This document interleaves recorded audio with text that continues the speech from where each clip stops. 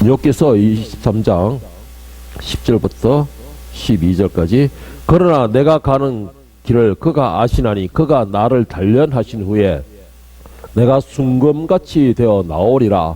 내 발이 그의 걸음을 바로 따랐으며 내가 그의 길을 지켜 치우치지 아니하였고 내가 그의 입술의 명령을 어기지 아니하였고 정한 음식보다 그의 입의 말씀을 귀히 여겼도다. 아멘. 우리 교회 카페에 보면 이런 글이 있습니다. 이 꽃샘추위라는 제목의 글인데, 꽃이 피는 것을 세상에 누가 싫어할까? 나도 피는 꽃을 시샘하지 않는단다. 하지만 하룻밤새 손쉽게 피는 꽃이라면 아름다움이며 향기가 별것 아니겠지. 고통의 터널을 통과하며 꽃이 꽃답게 피도록 나는 겨울과 새봄을 잇는 징검돌이 되어주는 거란다. 라는 글이 있습니다. 제가 얼마 전에 올려놨는데요. 제가 처음에 이거를 다른 카페에서 찾아보고서 제가 이제 우리 목회자들 카페가 있습니다. 거기 찾아보면서 좀 이거를 보고서 가만히 봤어요. 이게 무슨 뜻일까? 왜 올려놨을까? 라고 가만히 봤는데 한 번 읽고 두 번 읽고 세 번 읽는데 라는 감동이 오더라는 것이죠. 그러면서 오늘 제가 이 말씀을 제가 준비했는데 이 말씀을 가만히 보세요. 이 꽃이 이렇게 이제 봄에 피는 꽃이 제일 먼저 피는 꽃이 뭐가 있을까요? 목련. 이 목련은 어디서부터 피기 시작하죠? 눈 속에서부터 피기 시작하죠. 눈 속에서부터. 그러니까 이 꽃이 하나 피기 전에 씨가 땅에서 이 자기가 이 식물이 줄기가 자라나기 위해서 그 얼어붙은 땅을 뚫고서 나오기 위해서 얼마나 큰 힘을 발휘했을까요? 그 얼어붙은 땅을 뚫고 나오기 위하여서. 그리고 나오면까는 그냥 화창한 봄날에 따뜻한 햇살이 있을 줄 알았는데 아직까지 추위가 휩쓸더라는 것이죠. 그 추위에서 그 이삭이 식물이 얼지 않으려고 또 얼마나 많은 기를 발산하며 노력을 했을까요? 이렇게 온 힘을 기울이고 온 노력을 기울였던 그 식물이 결국은 자라서 꽃이 피었을 때에는 그 꽃은 더욱 아름다워지고 그 향기는 더욱 진하다고 합니다. 그래서 일찍 핀 꽃이 향기가 더 진하고 더 아름답다라는 말이 그만큼 추위와 모든 것을 역경을 이겨낸 그 가운데서 그 힘으로서 그 향기와 그 아름다움에 대하여서 힘을 쓰니까 그 힘이 엄청난 힘을 발휘한다. 이렇게 이 식물학자들은 말을 하고 있습니다. 여러분, 이것은 굳이 식물에 가면 해당되는 것은 아닙니다. 우리의 인생에서도 이 식물과 같이 일찍 피는 이 식물과 같은 인생의 과정을 거치고 있다라는 말을 하고 싶습니다. 물론 어떤 사람들은 한여름에 따뜻할 때 쉽게 피어나서 하룻밤 사이에 팍 피었다가 또 하룻밤 사이에 또 팍 지고 그러는 식물들도 있습니다. 인생들도 그런 인생들도 있어요. 그런데 하룻밤 사이에 쉽게 피는 꽃은 향기도 약하다는 것이죠. 벌들도 그런 걸 별로 안 좋아합니다. 그런데 어렵게 피면 어렵게 필수록 그 아름다움은 더 찬란해진다는 것입니다. 그런데 우리는 이것을 모르고 있죠. 모르고 그냥 쉽게 넘어갑니다. 그리고 내 인생에서는 그냥 쉽게 피어나서 쉽게 꽃을 피웠으며 하는 그것이 바로 인간들의 욕심이라 합니다. 그런데 우리 신앙에서는 이것이 있을 수가 없다라고 저는 말씀을 보면서 개인적으로 그런 결론을 내렸습니다. 그리고 베드로서 1장 6절에 7절에서 베드로 사도도 말하기를 뭐라 했냐? 그러므로 너희가 이제 여러 가지 시험으로 말미암아 잠깐 근심하게 되지 않을 수 없으나 오히려 크게 기뻐하는도다. 근심하게 되고 시험이 오고 곤란이 오는데 기뻐한다는 거예요. 더 크게 기뻐하느라 너희 믿음의 확실함은 불로 연단하여도 없어질 것보다 더 귀하여 예수 그리스도께서 나타나실 때 칭찬과 영광과 존귀를 얻게 할 것이라. 자, 우리가 식물이 그 어려움 속에서 그 추위 속에서 그 단단한 속에서 뚫고 나와서 아름다운 꽃을 피웠을 때에 더 아름답고 더 향기가 나고 더 사랑을 받듯이 우리의 신앙도 연단과 시련과 환난을 겪은 사람일수록 더 아름답게 피어난다라고 했는데 어디에서? 하늘에서 하나님 앞에서 주님 앞에서 더 영광과 존귀스러워진다라고 말을 합니다. 베드로사로 말하기를. 그러니까 너희가 당하면 당할수록 단련되면 단련할수록 더 아름다운 너희 믿음이 꽃이 피어진다라고 말을 하고 있고, 야고보서 1장 2절에 4절에 보면 야고보서도 연단과 시험 과정에 있는 사람들에 향해서 말하기를 어떻게 하느냐. 내 형제들아 너희가 여러 가지 시험을 당하거든 온전히 기쁘게 여기라. 오 할렐루야. 승리하시길 축복합니다. 빛을 내기 축복합니다. 아름다움 내기 축복합니다. 보통 사람들은 이 말에 대해서 야고보 내 앞에 있으면 한 대 때리가 이런 말을 하겠을 거예요. 막. 보통 왜 그런 말입니까? 너희가 여러 가지 시험을 당하거든 온전히 기쁘게 기뻐하라 했습니다. 시험을 당하도 어떻게 기뻐할 수 있습니까? 나에게 힘든 일인데 어떻게 기뻐합니까? 이거는 상식적으로 맞지 않는 거예요. 그런데 기뻐하라는 것입니다. 이유는 이런 너희의 믿음의 시련이 인내를 만들어내는 줄을 너희가 알미라. 인내라는 게 뭐예요? 우리의 최종 목적을 이루기 위한 기다림이에요. 더 아름다움을 피우기 위한 기다림이라는 겁니다. 인내를 온전히 이루라. 이는 너희로 온전하고 구비하여 조금도 부족함이 없게 하라 함이라. 인내하고 시련을 이기고 감사함으로써 어디에 완전하게? 하늘의 왕노릇하기에 하늘의 백성으로서 하나님의 제사장으로서 온전하게 하기 위함은 인내와 시련의 단계라는 거예요. 그래서 우리가 그것을 기뻐하라는 것입니다. 그래서 시련과 연단의 과정이 올 때 그 의미를 깨닫는 사람은 이것을 기뻐할 수밖에 없는 거예요. 이것을 감사할 수밖에 없는 겁니다. 그 이유를 알기 때문이라는 것이죠. 그런데 이걸 모르는 사람들은 이스라엘 광야 시대의 이스라엘 백성과 똑같은 겁니다. 이걸 모르는 사람은 이스라엘 광야 시대와 똑같은 거예요. 뭐요? 입만 열면 불평이고, 입만 열면 못만이고, 입만 열면 누구를 헐잡으려고 그러고, 입만 열면 누구를 뭉개려고 그러고, 내리려고 그러고. 이스라엘 백성들이 그랬잖아요. 입만 열면 왜 우리를 광야에 둬야지? 입만 열면 왜 우리에게 먹을 것이 없느니? 입만 열면 우리가 목이 마르다니? 입만 열면은 우리가 이 만나에 지겹다느니? 그러니까는 모세 너 어떻게 내려야 되겠어? 모세 넌 자격이 없어. 이게 이스라엘 광야 시대의 사람들이잖아요. 결국은 어떻게 됐습니까? 그들은 피어보지도 못하고 멸망을 당해버렸죠. 피어보지도 못하고 멸망을 당했어요. 그러나 그거를 믿었던 여호수아와 갈렙은 어떻게 됐습니까? 그런 많은 시련과 많은 방해와 박해 가운데서도 오직 믿음으로서 연단을 견디길 때에 그들은 어땠습니까? 그들이 후손까지도 하나님 앞에 축복을 받은 사람들이에요. 이게 믿음과 식물과 똑같아요. 오늘 본문 말씀에 나오는 욥기서 1장 2절에 보면은 욥은 정말 하나님 앞에 인정받는 사람이었습니다. 인정받는 사람인데 1장 중반 후반부터 시작 2장에 딱 나오면 누가 여기서 출연하게 됩니까? 마귀가 출연하게 됩니다. 이 마귀가 출연하게 되는데 이 마귀를 가만히 보면 정말 똑똑하고 강기한 놈이에요. 이게 이 마귀는 말 한마디로 모든 걸 휘저어요. 태초에 처음으로 누가 했죠? 태초에 여자에게 그랬죠. 여자에게 말 한마디로 그냥 완전히 가장 존귀한 자에서 가장 비참한 인간으로 만들어버렸죠. 말 한마디로. 그 마귀가 이 정도로 강교하다는 것이죠. 욥은 당시에 하나님께서 말씀하시기를 우스 땅에서 가장 부유한 자라 했습니다. 어인이라고 그랬어요. 그리고 우스 땅 근처에서 그의 자녀들도 모두가 다 인정할 정도의 존귀한 자들이었습니다. 그런데 하루아침에 사단의 질투로 해서 어떻게 되었습니까? 욥기서 1장 9절 10절에 보면 사단이 하나님께 강교하게 이간질하는 장면이 옵니다. 사단이 여호와께 대답하여 이르되 욥이 어찌 까닭없이 하나님을 경외하리까? 주께서 그와 그의 집과 그의 모든 소유물을 울타리로 두르심 때문 아니니까? 주께서 그의 손으로 하는 바를 복되게 하사 그의 소유물이 땅에 넘치게 하셨음이 아니니까? 아주 강하게 이간질을 시켜버려요. 여러분 명심하십시오. 여러분이 오는 시련과 연단은 비록 사탄에 의해서 될지 모르지만 사탄이 주는 것일지 모르지만 그 사탄이 줄지라도 그것을 영광되게 존귀하게 복되게 하는 것은 나에게 달려 있습니다. 나에게 달려 있습니다. 시련과 연단은 사탄이 줄지만 그것을 복되게 바꿀 수 있는 사람은 내가 하는 거예요.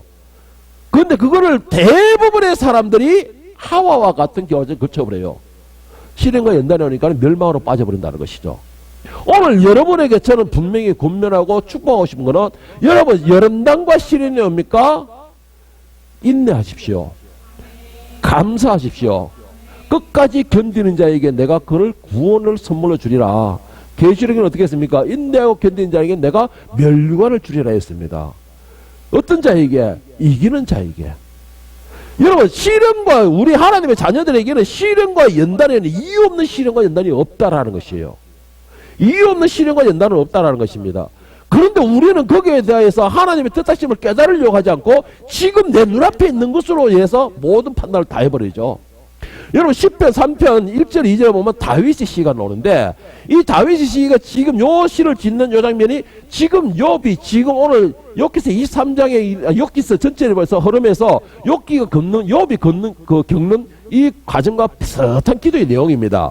여호와여 나의 대적이 어찌 그리 많은지요. 일어나 나를 치는 자가 많으니이다. 많은 사람이 나를 대적하여 말하기를 그는 하나님께 구원을 받지 못한다 하나이다. 오늘 욥과 지금 다윗과 똑같은 상황이에요. 욥이 하루아침에 쫄딱 망해가지고 멸망의 순간에서 진짜 바닥에 있으니까 욥의 친구들이 위로하겠다고 와가지고는 어떻게 하고 있어요? 너 죄인이야. 너 하나님 앞에 범죄했어. 너 뭐 잘못했어. 너가 뭔가 허물이 있기 때문에 네가 지금 이래 되는 거야. 하나님은 절대로 이유 없이 이러신 분이 아니야. 라고 질책을 하게 되고 회개하라고 합니다. 그러니까 욥은 어떻게 해? 나는 절대 그런 적 없어. 나는 돌아봤고 나는 보살폈고 나는 입혀줬고 돈을 줬고 먹여줬고 다 했어. 서로가 논쟁이 붙는 거예요. 그런데 다윗이 똑같은 상황이에요. 다윗이 지금 이 상황이 이 10편 3편은 무슨 내용이냐 하면은 다윗이 지금 아들의 반란으로 사랑하는 장수들이 모함함으로 인해서 그러니까 합치하면서 반역을 일으키면서 도망가는 상황이에요. 지금 이게 도망가는 상황이에요. 그런데 이거 어전에 다윗이 왜 아들에 의해서 반역을 하게 하고 도망자의 신세가 되었습니까? 죄를 지었기 때문에요. 누구예요? 남의 여자를 탐하였으며요.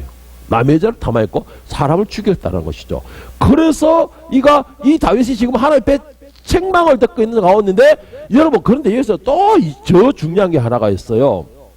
뭐냐면은 우리가 하나님의 징계를 받기도 감당하기 힘들고 그것만 이기기도 너무나 힘든데 보통 이럴 때는 뭐가 오죠? 사람이 같이 와요. 사람이 같이 와요. 하나님의 징계는 내가 뭔가 있으니까 내가 어떻게 이기봐요. 주여 잘못했습니다. 무조건 내가 뭘 잘못했지도 모르겠지만 잘못했습니다. 뭐를 내가 잘못했지 모르지만 무조건 용서해서 이렇게 무조건 해나가죠. 그런데 중요한 거는 사람이 나를 밟을 때는 사람이 나를 칠 때는 정말 힘들어져요. 너무나 힘들어져요.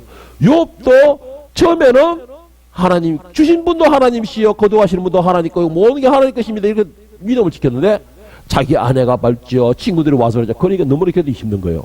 그러니까 만농죄에 있는 거예요. 다윗도 역시 똑같은 겁니다. 지금 다윗도 자기의 잘못으로 하나님께 징계받는 거는 내가 잘못했으니 봤으면 용서해 이렇게 하는데 결국은 아들과 믿었던 장수들이 하나 연합이 돼서 반역을 하니까 거기서는 못 견디게 되는 겁니다. 너무나 고통스러워하고 있는 거예요. 여러분 연단에서 가장 힘든 게 뭐냐? 사람을 보게 되면 힘들어집니다. 사람을 보게 되면 힘들어져요. 욥도 만약에 친구들이 와서 너 잘못해 이렇게 했을 때에 그냥 입 다물고 침묵으로서 하나님께만 했으면은 이렇게까지 장작 40몇 장까지 나오지는 않았을 거예요. 다윗도 역시 똑같을 거예요. 그러니까 다윗은 뭐라 했어요? 일체 대적하지 말라. 베냐민 지파의 시몬이 와가지고 돌을 던지면서 멸망받은 피의 왕이 어찌리 할 때도 대꾸하지 말라.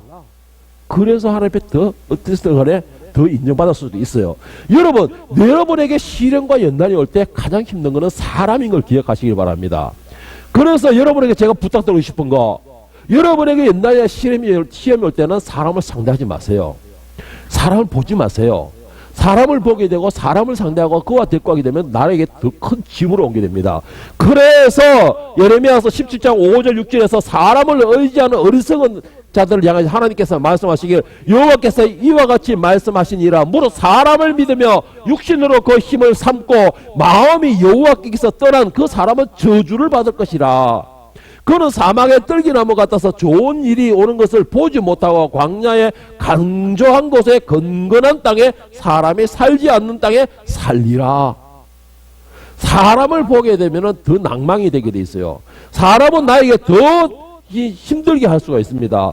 그런데 또 중요한 건 뭐냐? 우리는 그렇게 되면 사람을 의지함으로 이겨나가려고 노력을 또 해요.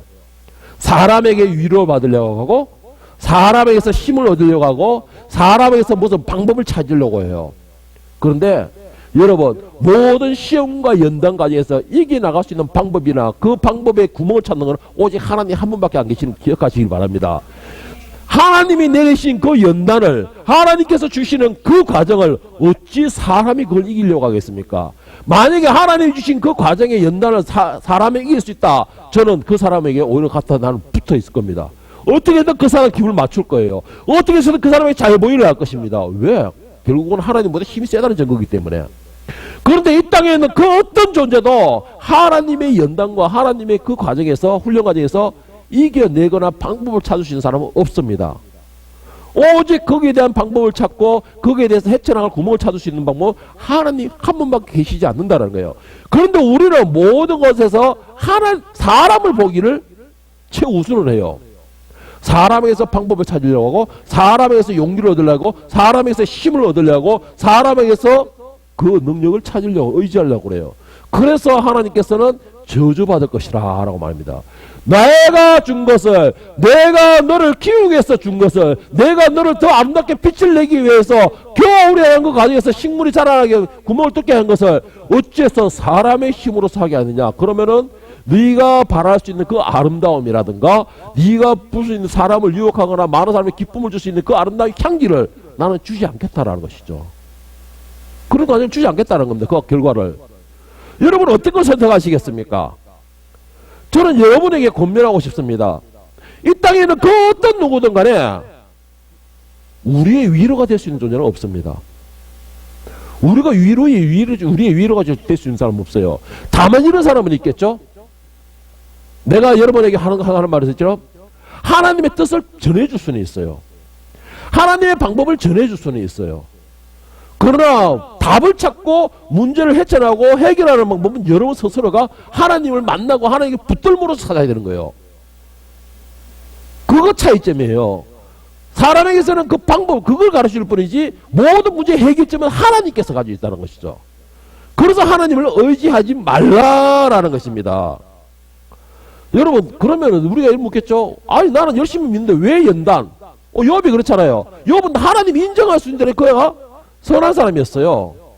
그런데 그가 연단을 겪었어요. 왜 이렇게 됩니까? 왜 내가 열심히 살았는데 하나님이 왜 이렇게 나에게 연단을 주고 이렇게 어려움을 주고 나에게 시를 줍니까? 예레미야서 17장 7절 10절에 보면은 그러나 무릇 여호와를 의지하며 여호와를 의뢰하는 의뢰하는 그 사람은 복을 받을 것이라. 그는 물가에 심겨진 나무가 그 뿌리를 강변에서 뻗치고 더위가 올지라도 두려워하지 아니하며 그 잎이 청정하며 가무는 해도 걱정 없고 결실이 거치지 아니한 같으리라. 만물보다 거짓되고 심히 부패한 것은 사람의 마음이라. 누가 능히 이를 알리오마는 나 여호와는 심장을 살피며 폐부를 시험하고 각각 그의 행위와 그의 행실대로 보응하니라. 왜 우리에게 이런 연단과 훈련의 과정이 있느냐? 오직 하나님만 의지하게 하기 위해서, 오직 하나님만 바라보게 하기 위하여서. 여러분 시련이 없는 사람은 그게 삶의 소중함을 모릅니다. 내가 연단 과정이 없는 사람은 그 빛이 얼마나 찬란한지를 모르고 있다는 것이죠. 그리고 연단 과정이 없는 자는 물러서 금방 부러져 버려요. 여러분 단단한 쇠일수록 더 많은 연단 과정이 들어갑니다. 순금일수록 더 많이 불 속에서 들어가다 나온다는 것이죠. 여러분 하나님께서는 오직 우리 연단 주시는 게가 오직 하나님만 의지하게 하기 위해서, 사람을 의지하지 않고 오직 하나님만 의지하기 위해서. 예레미야 17장 10절에 뭐예요? 그러나 물은 여호와를 의지하며 여호와를 의뢰하는 그 사람은 복을 받을 것이라. 어떻게? 물가에 심겨진 나무처럼 그 뿌리가 항상 강변을 향하여 마르지 않는 물을 갖다 흡수하게끔 하고 영양분을 계속해서 공급한다는 거예요. 그러니까 세상에는 많은 더위와 무더위와 많은 곳이 올지라도 나만큼은 청청해진다는 것입니다. 빛을 발한다는 것이죠. 여러분 사람을 의지한 결과는 결국은 나라하여금 낭망일 것밖에 없습니다. 오늘 본문의 욥기서 23장은 엘리바스의 말에 욥의 답변입니다.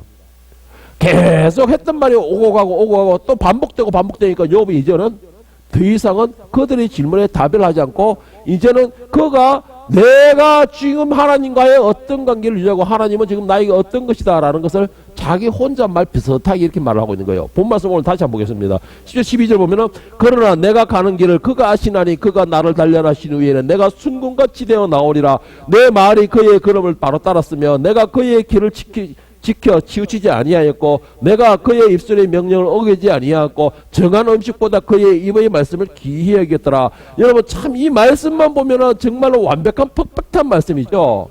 그런데 여러분 순금이 되어 나오려면은 어떻게 돼야 됩니까? 그냥 막 두들기면 되는 거예요? 뜨거운 불에 그냥 들어갔다 놓으면 되는 거예요?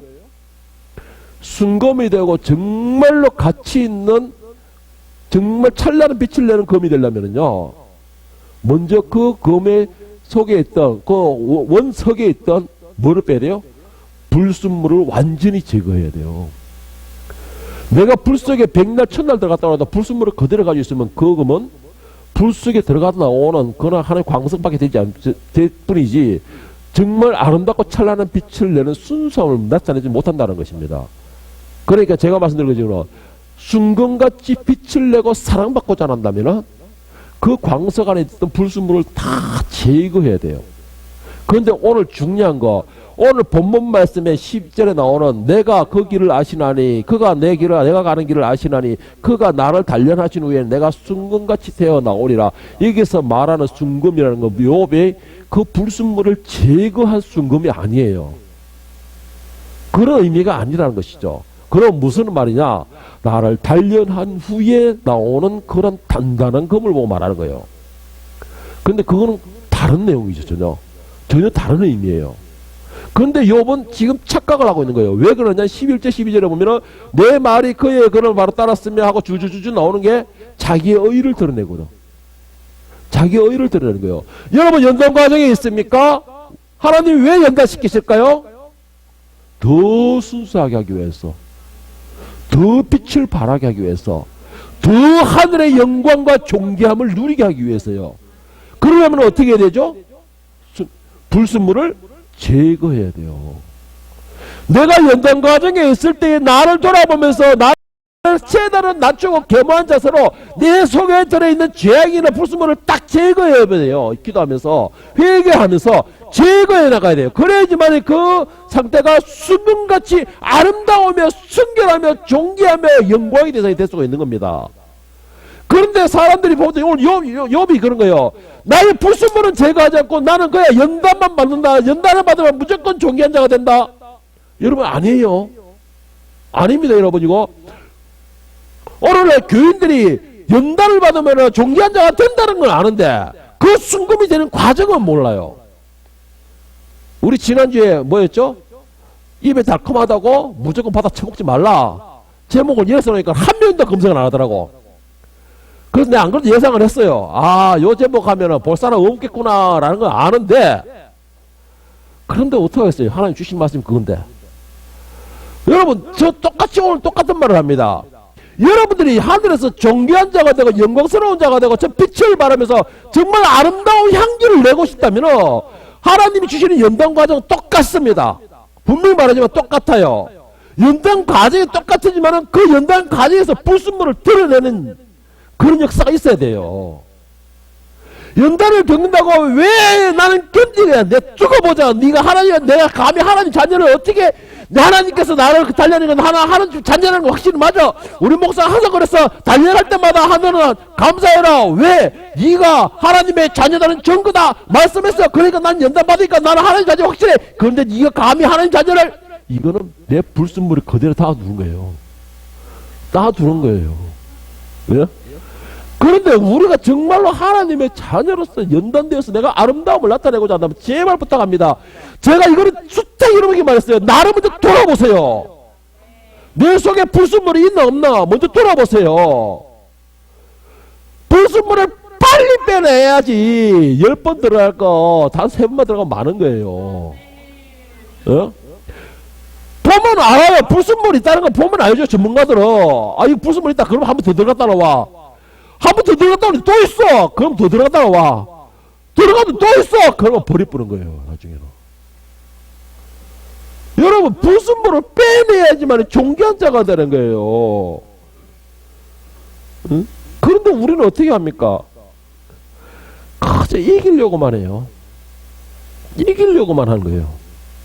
하나님이 주시는 연단은 분명히 있는데 우리는 이기려고 한다는 것이죠. 그 얘기하는 거 가지고 불순물이 안 빠져요.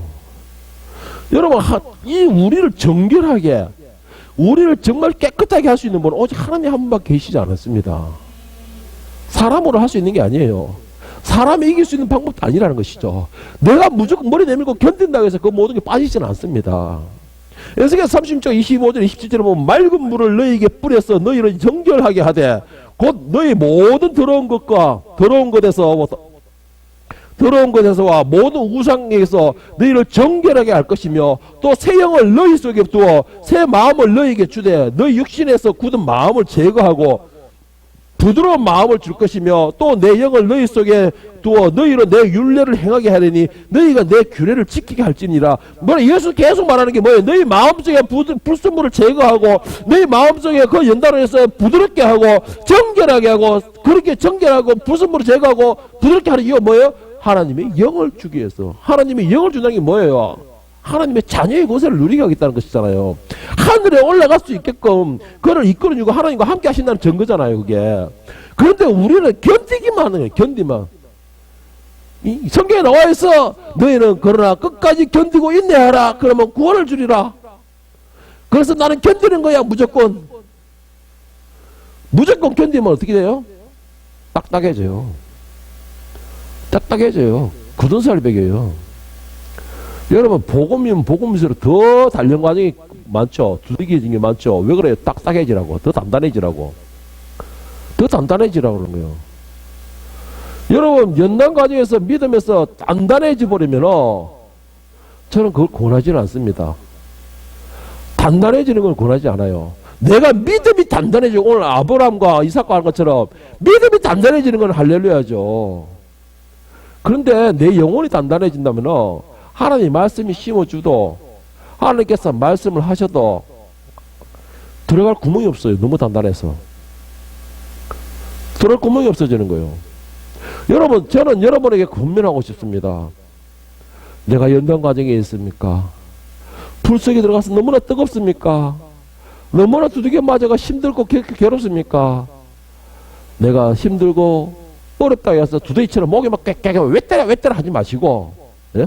왜 때려 목이만 내밀지 마세요. 머리 내밀면은 어떻게 돼요? 결국은 또 망치로 또 맞아요. 저쪽에 피해가지고 이쪽으로 피해가지고 여기서 딱 내밀고 괜찮겠지 이쪽에서 딱 내밀고 왜 때려 하면 또 거기서 또 맞는 거예요. 계속 맞는 겁니다. 그런데 여러분, 내가 맞고 불 속에 있을 때 내 속을 한번 돌아보기를 바랍니다. 이유 없는 연단은 없습니다. 저는 분명히 여러분에게 말씀드립니다. 이유 없는 연단은 없습니다. 이유 없는 시련은 없습니다. 분명히 거기에 대한 이유가 있습니다. 하나님께서 더 세우기 위한 연단이다. 더 아름답게 하기 위한 연단이다. 아니면 뭔가가 나에게 문제가 있어서 다윗처럼 깨닫게 하는 연단이다. 뭔가 분명히 시련이든 뭐가 이유가 있습니다. 그러면은 정말 지혜롭고 이길 수 있는 방법은 뭐냐? 그걸 찾아내는 거예요. 그걸 찾아내는 거예요. 그걸 찾을 수 있는 방법은 뭐냐? 기도하는 거예요. 말씀 보는 거예요. 말씀과 기도에는 모든 답이 다 들어있습니다. 오늘 하나님께서 아까 예레미야서도 말했잖아요. 우리를 단련하고 부드럽게 하고 연단하는 이유가 뭐냐? 내 속에 하나님의 영을 주기 위하여서. 그 하나님의 영은 뭘 하십니까? 내 속에 와가 왕노릇 하고 말할까요? 아니에요. 내가 미처 알지 못하고 깨닫지 못하고 구하지 못한 그 기도를 통분하는 심령으로 하나님께 대신 기도한다고 그랬어요.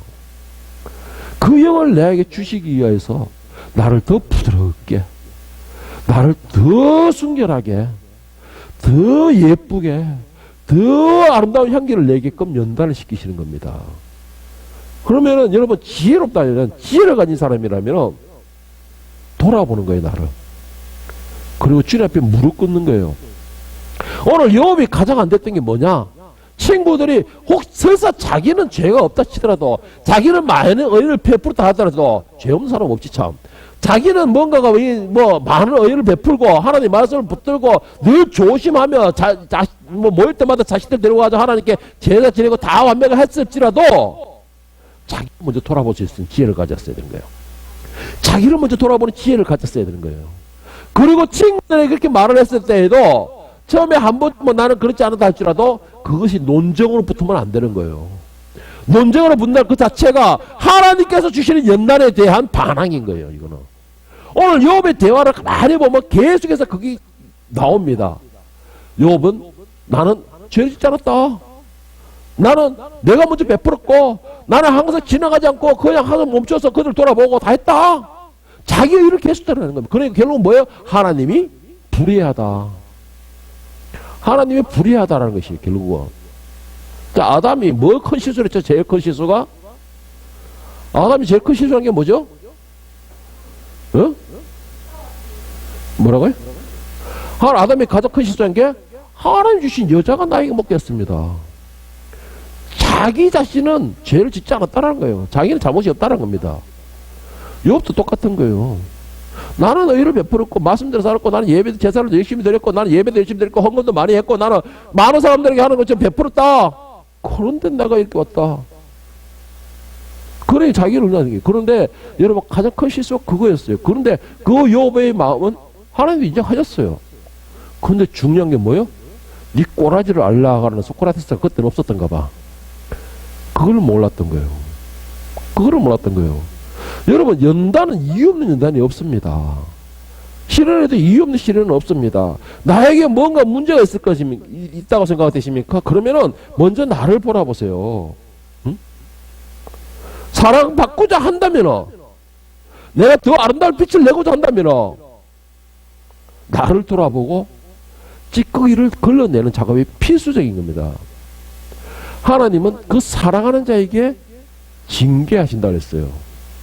그 사랑하는 자를 더 연단시킨다고 했습니다. 그 사랑하는 자에게 채찍을 대신다고 하셨어요. 하나님은.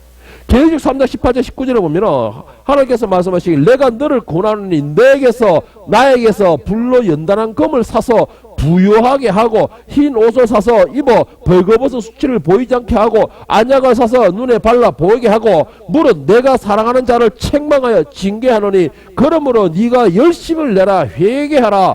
내가 사랑하는 자를 책망하고 징계하노니 그러니까 네가 열심을 하고 뭐라 해라 마지막에는 회개하라고 붙어 있잖아요.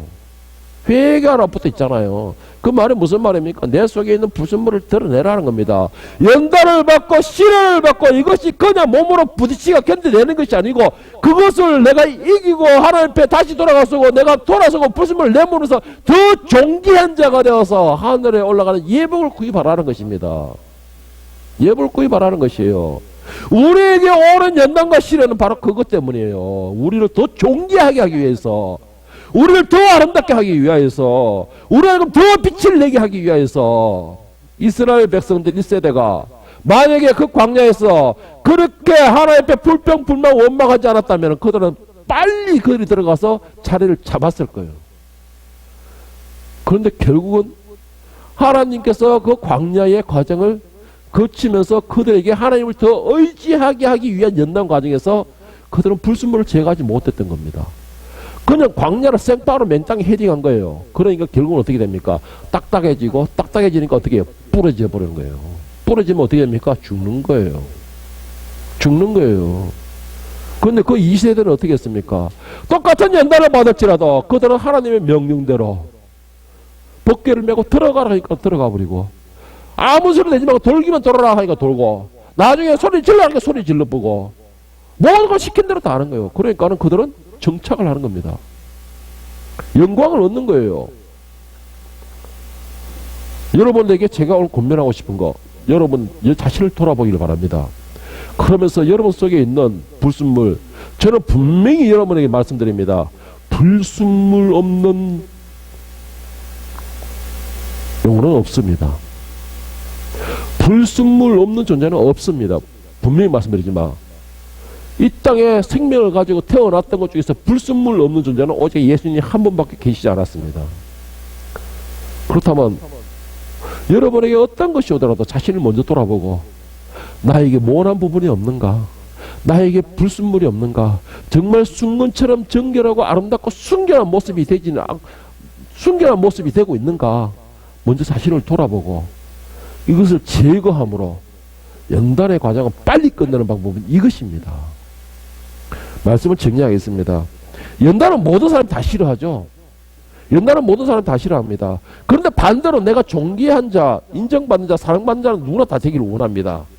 그런데 중요한 것은 우리 믿음의 자녀들은 주의 이름으로 인하여 경단 연단에 대해서 불평하기보다는 오히려 먼저 그 연단에 대해서 감사하고 내 속에 있는 불순물을 빨리 제거하도록 노력하고 단련하고 기도하는 것입니다. 그것이 세상 사람들과 믿는 사람들의 차이가 그것이 있는 것이죠. 안 믿는 사람들은 연단과 시련에만 사람의 방법으로 힘과 능력으로서 이겨나가려고 합니다. 결국은 그들은 부러질 수밖에 없어요. 그러나 우리 믿는 사람들은 어떻게 해요? 연단과 시련이면 하나님의 뜻이 어디 있나? 하나님께서 나에게 왜 이런 일 주시나? 하나님의 뜻을 구하는 기도를 한다는 차이가 있는 겁니다. 오늘 이 자리에 있는 여러분들은 나에게 연단이 옵니까? 혹시 시련 가운데 있습니까? 그러면 먼저 감사하시기 바랍니다. 그리고 먼저 회개하시기 바랍니다. 오늘 계시록에 말씀하신 것처럼 네가 열심을 내라 회개하라 말씀하신 것처럼 회개하며 그렇게 돌이키며 또한 어떻게 하느냐? 이것으로 인해서 나는 한 단계 더 존귀한 자가 되는구나. 이 과정을 해서 나는 더 빛을 내면서도 향기가 진해지겠구나. 이렇게 감사할 수 있기를, 그러므로 이겨나갈 수 있기를, 그러므로 그 과정을 은혜로서 넘어갈 수 있기를 예수님의 이름으로 간절히 축원합니다. 기도하겠습니다.